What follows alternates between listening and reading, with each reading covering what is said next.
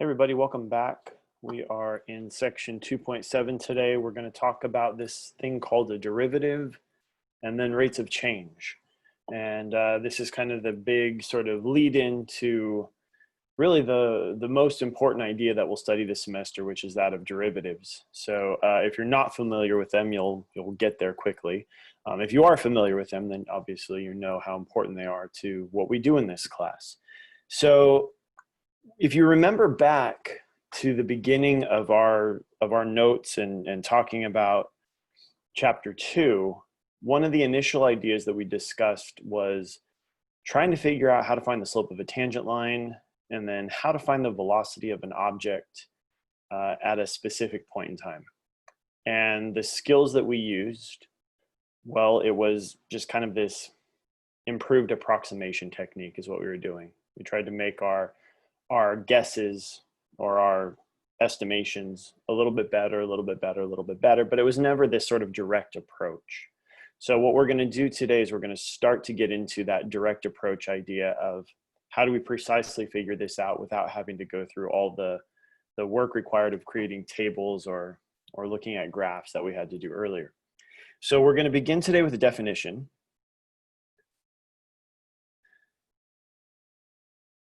And the definition that we're going to start with says that the tangent line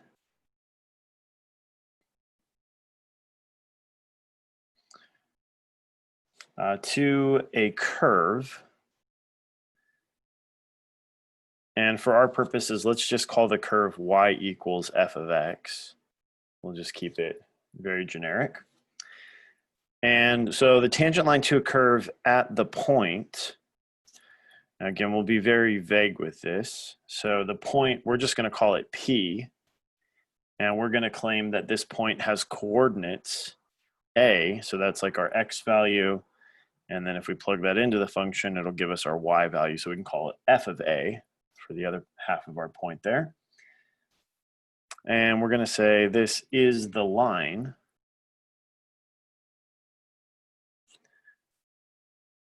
is it going to catch up with me here or not?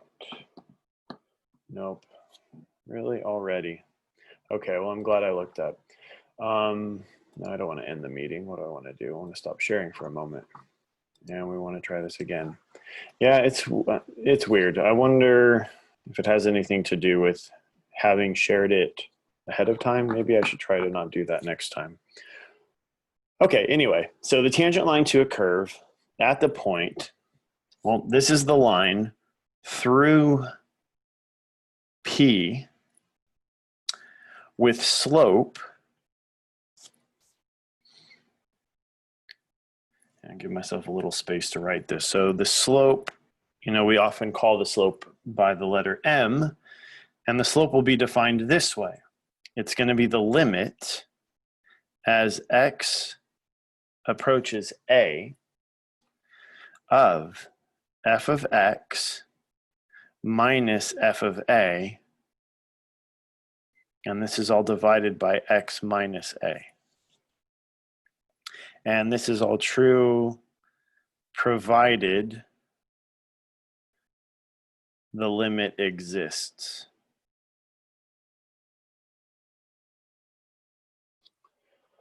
Okay, so this is our definition that we have now for finding the slope of that tangent line. So we have now a specific way that we can do this. All right, so what I want to do is I want to revisit the example that we saw way back in section 2.1, where we were asked to find the slope of a tangent line. And so let me remind you of what that example was. In fact, in this one, I think we're going to go a little bit further. I don't know that we found the complete equation before, but here we are. So we're going to find the equation of the tangent line.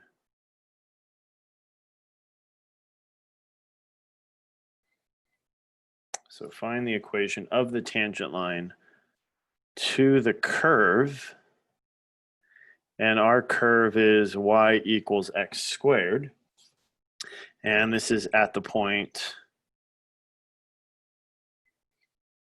1, 1. All right, so we want to find the equation of a tangent line. So basically find the equation of a line, but we want to find the equation of the very specific line that's going to come in contact with the parabola y equals x squared only at the point 1, 1. Okay, so we're going to use the definition to figure this out. So the definition, m is equal to the limit as x goes to a. Well, in this case, a, if you recall from up here, here's a right there. A is the x value of your point. So this is going to be the limit as x goes to 1 of f of x minus f of 1 all over x minus 1. So there's the setup of everything into the formula. And now we just need to kind of figure out what some of these pieces mean. So, and keeping up with this, excuse me, keeping up with this notation is going to be important. We don't want to abandon the limit notation until we've actually resolved the limit. So keep that going at each stage.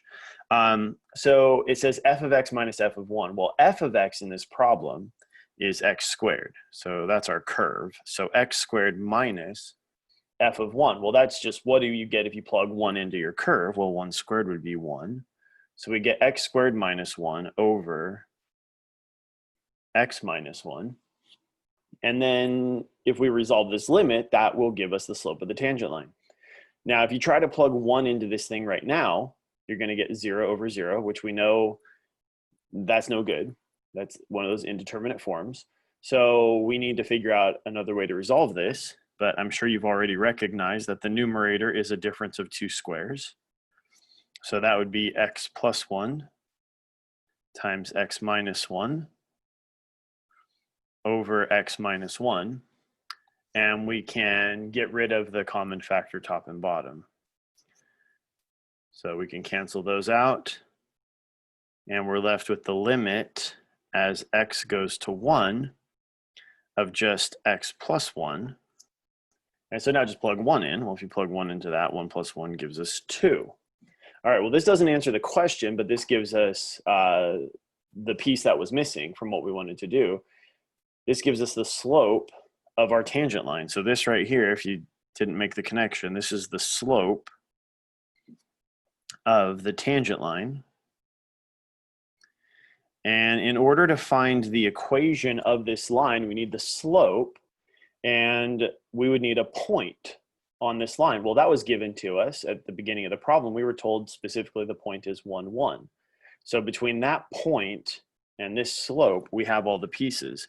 If you remember the generic equation for finding a line when you have a slope and a point, it's this: y minus y1 equals m times x minus x1.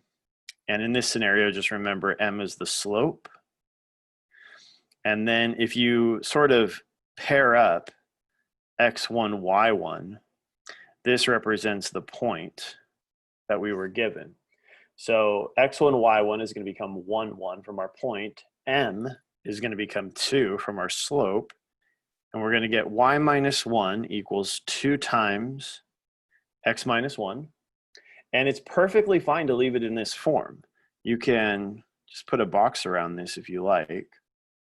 I know for some of you, you're not going to care for this so much, and you may be more familiar and comfortable with the slope-intercept form. So for you, you maybe would distribute the 2 and then add the 1 over. If you do that, so I guess or, you could write y equals, let's see if I can do this. It's 2x. That's going to be a minus 2 when I distribute, and then add the 1, so minus 1. So there's the other form. It's the same line. Really, the top is just fine though. So unless it specifically asks for that form, I would just leave it the first way. Okay, now the thing is with the definition that we were using, and I've scrolled past it since, but there it is. This definition will give us the thing we're looking for, and it seemed to work pretty well here. But there's another way that you're going to encounter this definition for finding the slope of a tangent line, which we'll call it something else later. And I want to get you familiar with that notation as well. So just as sort of just kind of a side note, you know, our definition that we had was, all right, m is equal to the limit as x approaches a of f of x minus f of a all over x minus a. All right, well, here's the deal.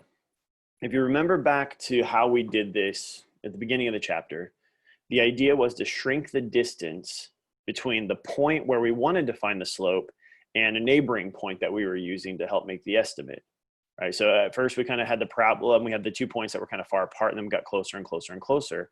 Well, that distance, that shrinking distance is represented by x minus a, right? Because you're getting those points closer. Their x values are getting closer and closer together. So to represent a very small change in the x direction, a very small distance, one of the variables that we often use is h. So if we let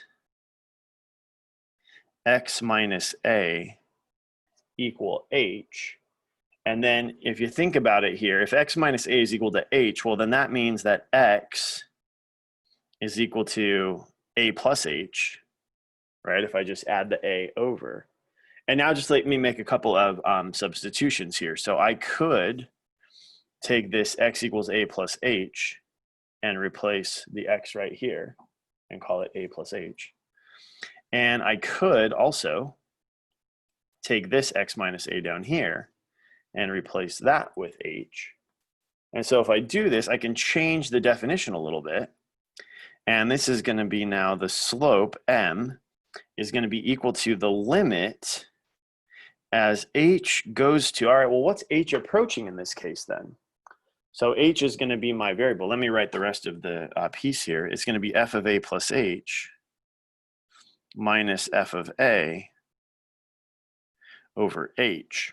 Well, if h represents the distance between the actual point and sort of this point just past it that is helping us to estimate, we would like h to be as small as possible. We don't want there to be a lot of difference between the two. So that would require that we take the limit as h goes to 0.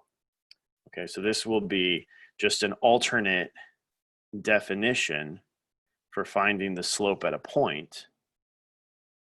But this is a far more common way of dealing with it. So this, you're going to see this notation, and I just want you to be familiar. All right. Let's look at another example.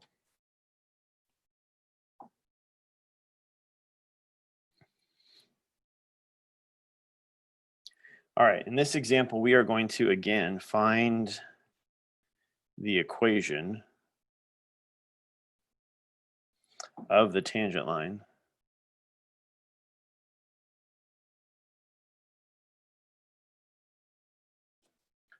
And this time it's going to be to the curve. And the curve here is, what is it, f of x is equal to 3 over x at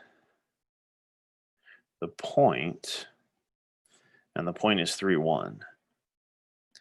Okay, now in this problem, I do want to give you just a real quick side piece here to just show you something that you need to be careful of. You may get a question like this where it says, find the equation of a tangent line to the curve at, and instead of saying at the point 3, 1, it would say something like this, when a is 3. And you're looking at that and you might think, the hell are they talking about a? What is this piece? And you have to remember all the way back to up here, all the way back up here. You can see it in the definition. I highlighted it in green. A is your x value. So when you see a, don't let that shake you. Just remember that's just an x value. All right, so here I listed the point out for you as 3, 1, but it is possible that this could have been written when a equals 3, and you need to know, oh, okay, that's my x value. So how do I get the 1? Plug it into your equation. 3 over 3 makes 1. All right, so hopefully you're on board with where all these pieces are coming from and what's going on now. Okay, so what we're going to do is we're going to now use our definition that we can still see there to help us figure this one out. So to find the equation of a tangent line, well, I need the slope, obviously. So it's going to be the limit as h goes to 0 of f of, so it says a plus h in the definition. So that's going to be 3 plus h minus f of a, well, that's f of 3, right, because a and x, and then over h. All right, so from here, what we're going to do is we're going to resolve the numerator a little bit by plugging these pieces into our function. So f of 3 plus h, what you're actually going to do is plug 3 plus h into that function, and it's going to give you something that doesn't look that great. It's going to be 3 over 3 plus h, which is not a nice thing to have to deal with. And then if we plug 3 into this thing, well, 3 over 3, we already know that's going to give us 1. And then this is all over h. All right, well, we've done limits like this before, and we know that if we get something like this, we have a problem, right? Because if you try to plug 0 into this thing, the whole denominator of this goes to 0 and it becomes undefined. So if you remember what we did when we dealt with this type of limit before, we took this piece here and we rewrote it so that it would have a common denominator, so that I could put the two pieces in the numerator together. So I have 3 over 3 plus h minus 1, but really what I want is 3 over 3 plus h minus something with that same denominator of 3 plus h. So what you need to just know is that you could write 1 as 3 plus h over 3 plus h, right? Because 3 plus h divided by 3 plus h is just going to give you 1. So my next step in this work would be to write the limit as h approaches 0 of 3 over 3 plus h minus, and now I'll fill in what we're using for 1. We're just rewriting it as it's an equivalent fraction, right? So it still has the same value, but it just looks different so that it will play nicer with the other pieces that we have. Okay, so this is good. Now what I can do is I can combine those two pieces in my numerator, but you have to be careful because you're combining these pieces by subtraction. And one very common thing to do is to forget that all of this here, all these values in the numerator are being subtracted. It's the equivalent of distributing a -1 before you combine them. And a lot of times people forget that second distribution of that negative. So I put the parentheses and the arrows as a reminder for you. Okay, so this is going to be the limit as h goes to 0 of. All right, if I distribute, maybe I'll just write it out the long way here just so everybody can see what's happening. It's going to be 3, and then I distribute that negative. I get a -3, I get a minus h. This is all over 3 plus h, and our denominator is still h, like so. Now, you already knew what was going to happen here. I suspect that many of you recognize that the 3's were going to cancel, right? So these guys are gone. And then if you recall also that I have made this comment, I think twice now for you, where if you have a fraction divided by a whole value, what you can do, or by, I guess, a fraction divided by a variable, let me call it that. Remember the trick that the variable can be brought up and multiplied to the denominator. So this h that's down here in the bottom, I can actually bring this piece up and multiply it with the 3 plus h that's here. It's the equivalent of dividing fractions. If you want to write it out the long way so you can see it, if that doesn't make sense, you can do that for sure. But I think I've kind of gone over the shortcut with you a couple times, so hopefully you're all right with that. All right, limit as h goes to 0. Lots of stuff is gone now and moved around. We have -h over, and then we're going to have h times 3 plus h. All right, well, this is really convenient to deal with because now what I recognize is that I've got an h factor top and bottom, so cross those out. Now be very careful because in the numerator you still have that negative there, which is the equivalent of having a -1 in that numerator. So you have not, obviously the numerator doesn't just vanish because you get rid of the factor you see there. So we get the limit as h goes to 0 of -1 over 3 plus h. And now you'll notice if you try to plug in 0 in for h, you don't get 0 in the denominator anymore. It's no longer undefined. If you plug 0 in, this thing just works out to -1/3. Okay, so remember what that means. This is the slope of the tangent line. All right, the slope of the tangent line. All right, now if we want to find the equation of the tangent line, we do need the slope, which we just found. And then we need that along with a point. Well, you can still see the point up there at the top is 3, 1. So maybe we just bring that info down, 3, 1. That's our point. And so now we just plug the pieces into the appropriate spots of the equation. So again, just a reminder, the equation that we use, y minus y1, m times x minus x1. And if we plug in the pieces, we're going to get y minus 1 equals negative 1/3 times x minus 3. And again, if you really want to, you can distribute your slope. You can add over the 1 and put pieces together, but I prefer to just leave it looking like this. There's nothing wrong with that. And so we're going to just leave that one as is. Okay, so hopefully you're kind of getting the idea here. It's just computing these limits. It's using a lot of, kind of a lot of our algebra skills coming back to help us out here. But when you think about it in terms of the math that's going on here, it's just kind of a lot of glorified adding and multiplying and canceling and things of that nature.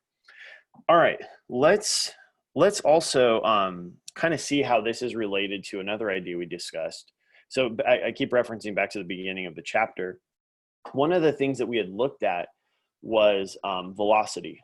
And we were talking about, okay, well, we can find average velocity, right? We could figure that out pretty easily. It's equivalent to finding the slope of a line. But a instantaneous velocity, like how fast is this object going at this exact moment in time? How do we do that? Well, we're going to see that the definition that we've established is going to help us out in that same regard. So let's just make a note for this. So for instantaneous velocity at a point, here is the definition. So we're going to say v of, let's just call it a, right? So a is our point. That's kind of like universally what we're using is that the specific x value we care about. And if you're wondering too, you're like, well, if it's an x value, why don't we just put x there? Because later on, what we're going to do is we're going to study these rates of change, just in general terms of a function, not at a specific point. And when we do that, then we're going to leave the x in there. But because we're talking about a specific spot, we're going to call it something else. So that's why, if you're wondering. All right, so v of a, this is equal to the limit as h goes to 0 of f of a plus h minus f of a, all divided by h. So this is not new. This is the definition that we've been using, but now we get to learn that it works for velocity as well. Okay, so this is convenient. So let's see how this might play out in an example. So suppose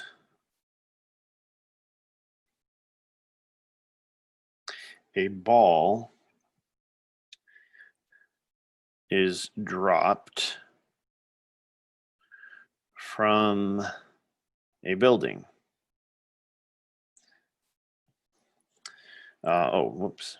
With position, and let's see, we're going to say this thing has position function f of t, is what we're going to call it, is equal to 4.9 t squared. You may see this written this way sometimes using s of t. That's the common notation for position, but here I'm using f just to sort of make it match up with our definition. But if the function is called f or s, it doesn't matter. The highlighted definition up there will still work the same. Okay, so what are we trying to do here? We're trying to find the velocity at a specific time. So what time is that? Well, I haven't told you yet because I haven't finished asking the question. So a ball is dropped from a building with position f of t equals 4.9 t squared. And the question, here's the question, what is the velocity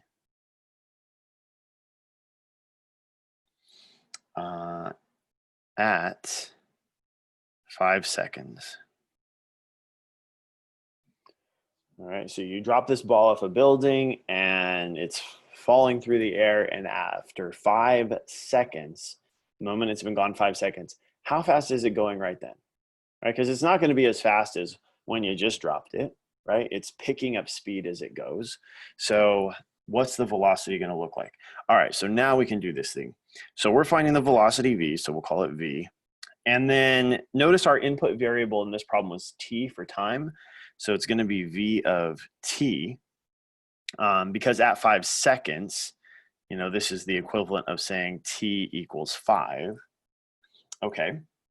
So v of t is going to be equal to the limit as h goes to 0 of f of, let me just replace a with t so everybody is hopefully not confused by what's going on here. All right, so f of t plus h minus f of t. I suppose I could have just used s in this case, really just changed all the variables around, but see, it's still the same thing, right? It doesn't matter if your input is called a or t, it still works out just fine. All right, so what happens here? This is the limit as h goes to 0. All right, first piece we got to find, f of t plus h. That just means plug t plus h into the function.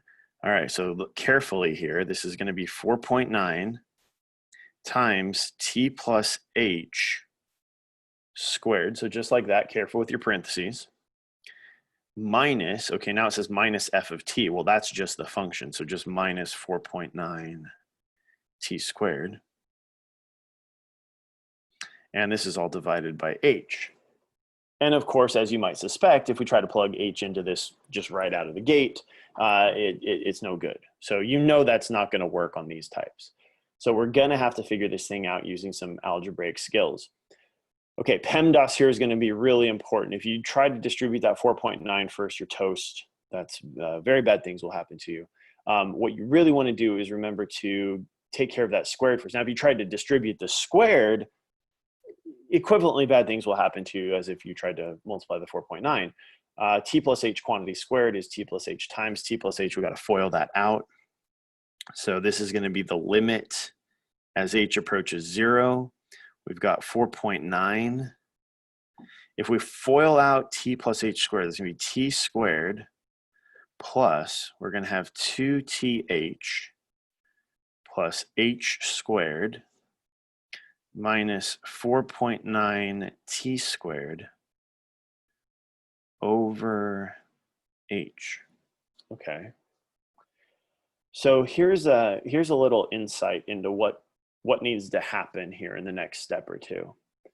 We're finding the limit as h goes to 0. So what we really want then is we basically need to get rid of all the terms in our numerator that do not contain an h. If they have an h, they're okay, they can hang out. If they don't, those need to go away, because then if we only have terms containing an h in the numerator, we can factor out an h, we can cancel it with the h that's in the denominator, and then we can resolve our limit. So to see that happen, I'm going to distribute the 4.9.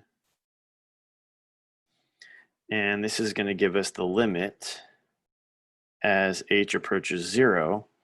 We've got 4.9 t squared plus 9.8 th plus 4.9 h squared minus the 4.9 t squared that was here at the end. And this is all divided by h. Okay, so if you look in the numerator, there are 4 terms. 2 of them do not contain an h, but notice that those 2 terms are opposites and they cancel each other out. Okay, so that was the first thing I said that had to happen. The second thing that's going to have to happen is the remaining 2 terms in that numerator are going to both need an h that can be factored out. So if we factor out an h from the remaining 2 terms in our numerator, so there's the h, factor it out, you've got 9.8t plus 4.9h all divided by h. And now the important thing is that h down in the denominator, that's gone. Okay, so then what does that leave us with? Let's look at this. This is going to be the limit as h goes to 0. Notice we're still writing this notation down at every step because we have not resolved the limit yet. So we can't just like write it once at the beginning and call it good for the problem. Okay, if I plug 0 in for h, what happens is that this term right here goes to 0. So that piece is gone. And what we're left with is 9.8t.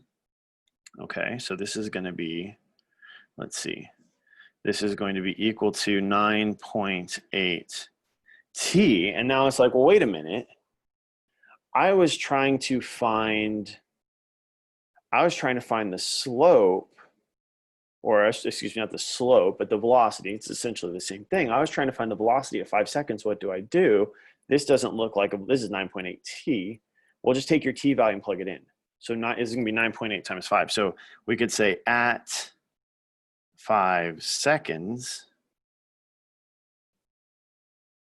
we're going to get our velocity is going to be 9.8 times 5, which is equal to 49. And I don't recall if I gave you units on this problem. I know you have seconds for your time. Did I give you positional? I didn't. Let's pretend it was meters. So we'll say it's 49 meters per second. All right, so the ball gets dropped off the building, and at the 5 second mark of it falling, it's traveling at 49 meters per second. Okay, so there we go. It's definitely some work, right? I don't think anybody's going to argue that, there's really not much to do with these, but I find this way more direct than anything we were doing before when we were dealing with instantaneous velocities. So I hope you feel the same way there. All right, so it's time for another definition now that we've kind of established this idea, right? We've talked about the slope, and while I'm just rambling here, I'll do a new share because it seems like it's not wanting to play nice right now. So we've talked about the slope of a tangent line. We've talked about the instantaneous velocity, and we've seen that we can find both of these ideas by using the same definition. All right, so we're going to kind of bring this idea together, and we're going to give it sort of one name.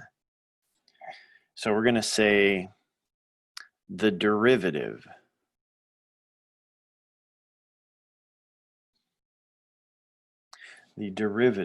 of a function, and we'll call the function f, at a number, and for right now, we'll just call the number a. All right, so I'll just put that in quotes so you don't think it's just the word a. So the derivative of a function f at a number a is, and then here's the definition.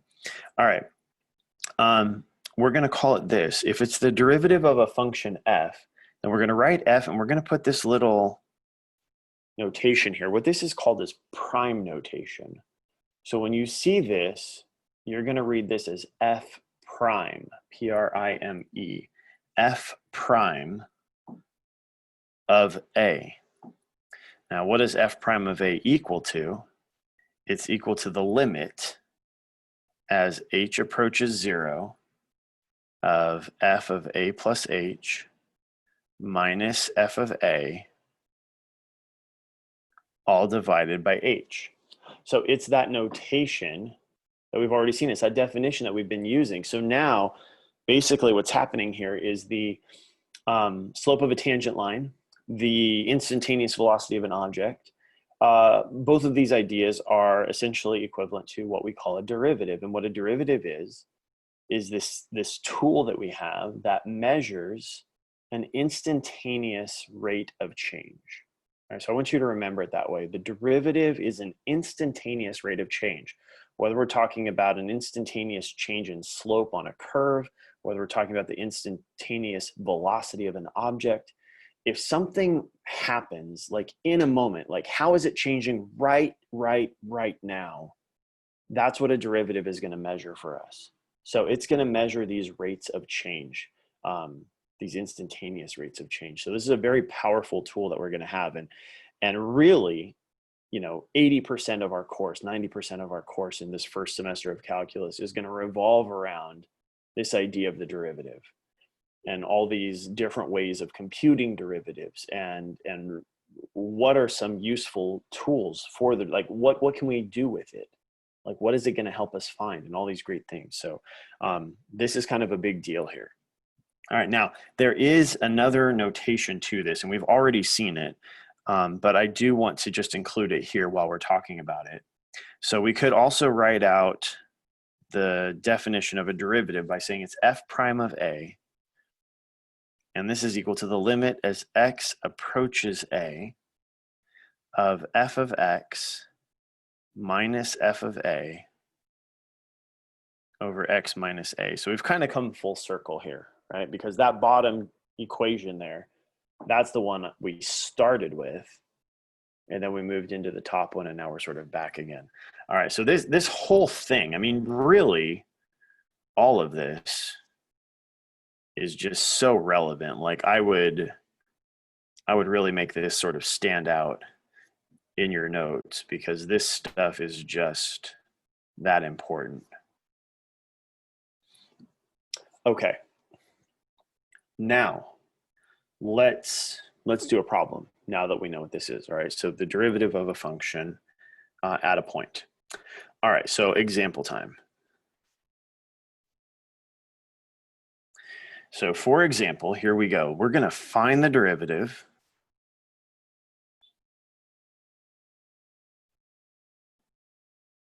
So find the derivative of the function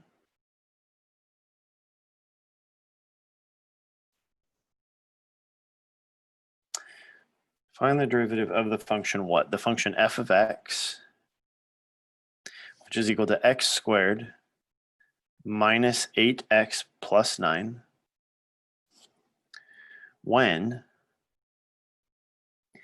and specifically when? Well, specifically when x equals a.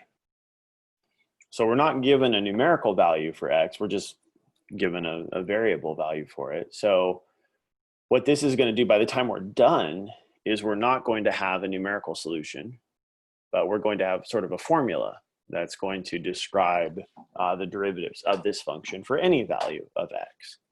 All right, so here's how we're going to approach this. So first, notation, and this is just absolutely critical that you are really careful and considerate with your notations. So f prime of a is what we're finding here. So this is the derivative. F prime of a, and we find that by taking a limit. And the one we're going to do is the limit as h goes to 0. So that top one there. All right, so the top one says f of a plus h. All right, now here's the thing. This is new. Everywhere there's an x, we're going to replace it by a plus h. Now we have to plug this thing in twice. So you're going to have a plus h squared minus 8 times a plus h, and then plus 9. All right, so in that function f of x that we were given in this example, everywhere there's an x, you put in a plus h. That's the first part of our definition up there at the top of the screen. Now after this, it says now subtract f of a. So now what we want to do is we want to subtract off, and now everywhere there's an x, we're going to put an a. But again, because we're subtracting multiple terms, we really need to be careful and put some parentheses here. So if I replace the x's by a's, I'm going to get a squared minus 8a plus 9. And all of this is over h. Okay, so there's our first step. In trying to find the derivative of this function, the first thing you want to do is just plug the pieces in.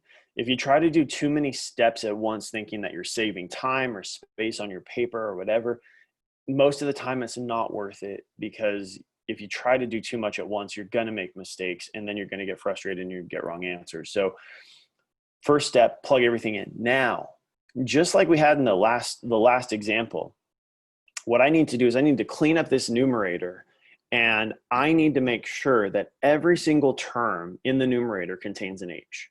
Again, because I want to factor it out and cancel the one on the bottom.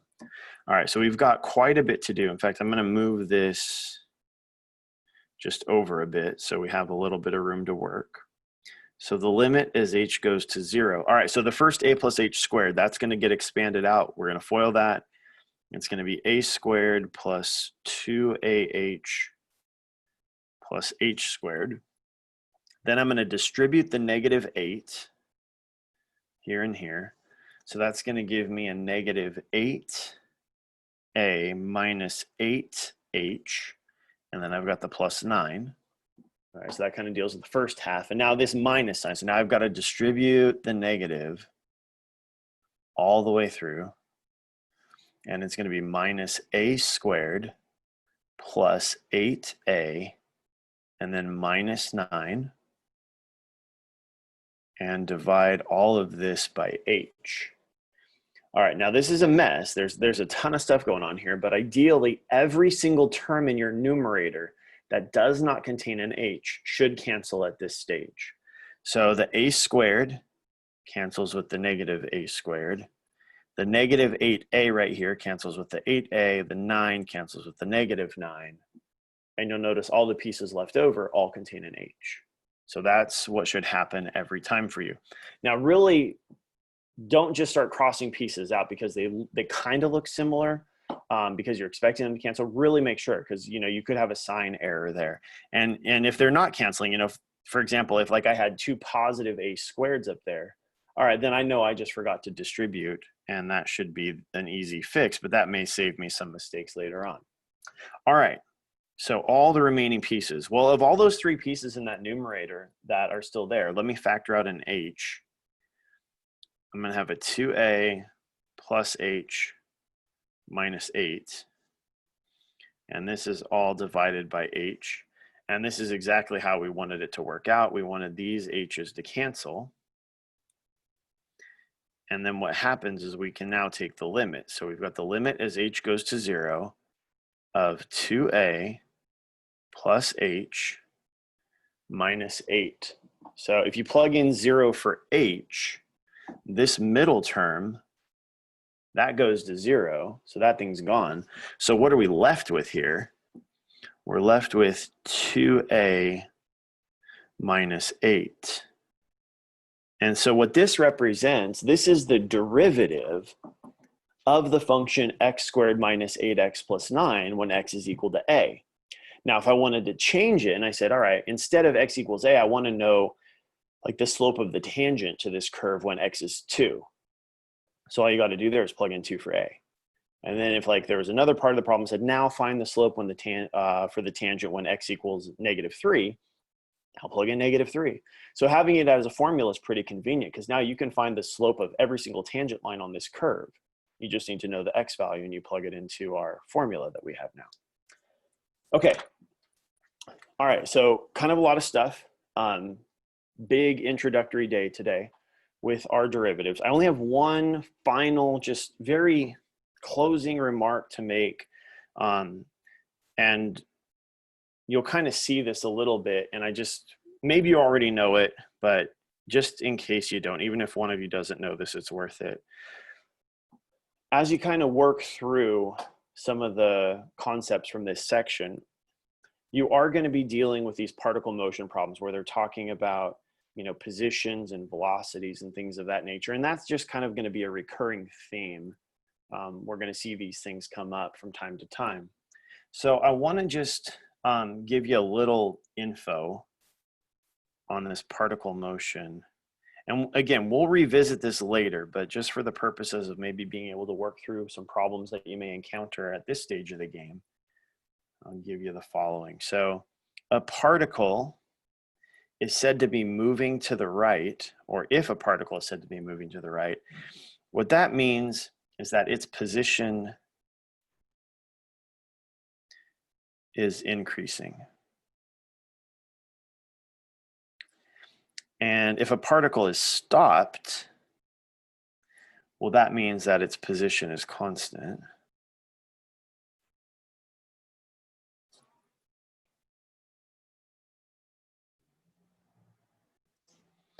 And if it's moving left, then its position is decreasing. Okay. All right. I hope that helps. Okay. So again, just big idea, derivative means instantaneous rate of change. We use it to find instantaneous velocities. We use it to find slopes of tangent lines, all sorts of good stuff. All right. So that's going to do it for now. I'll see you all back the next time.